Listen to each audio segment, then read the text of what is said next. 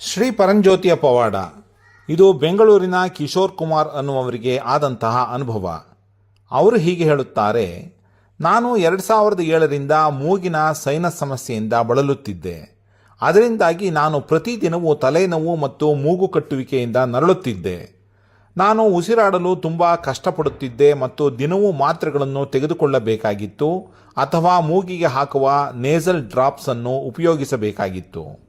ನನ್ನ ಕುಟುಂಬದವರು ನನ್ನನ್ನು ಹಲವಾರು ವೈದ್ಯರ ಬಳಿಗೆ ಕರೆದುಕೊಂಡು ಹೋಗಿದ್ದರು. ಪ್ರತಿಯೊಬ್ಬ ವೈದ್ಯರು ಯಶಸ್ಸಿನ ಗ್ಯಾರಂಟಿ ಇಲ್ಲದ ಶಸ್ತ್ರಚಿಕಿತ್ಸೆಗೆ ಸಲಹೆ ಕೊಡುತ್ತಿದ್ದರು. ಶ್ರೀ ಪರಂಜ್ಯೋತಿ ಭಗವತಿ ಭಗವಾನರ ಅನನ್ಯ ಭಕ್ತನಾದ ನನ್ನ ಸಹೋದರನು ನನಗೆ ಪ್ರಾರ್ಥಿಸಲು ಹೇಳಿದ.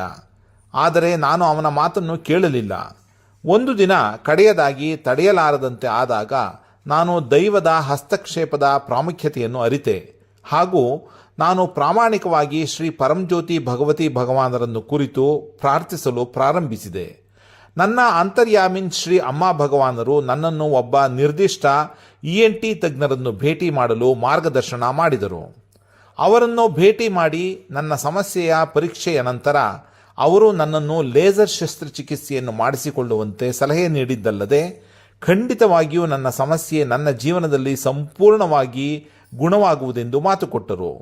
ನಾನು ನನ್ನ ಭಗವಂತನನ್ನು ನಂಬಿದೆ ಮತ್ತು ಲೇಸರ್ ಶಸ್ತ್ರಚಿಕಿತ್ಸೆಯನ್ನು ಮಾಡಿಸಿಕೊಂಡೆ.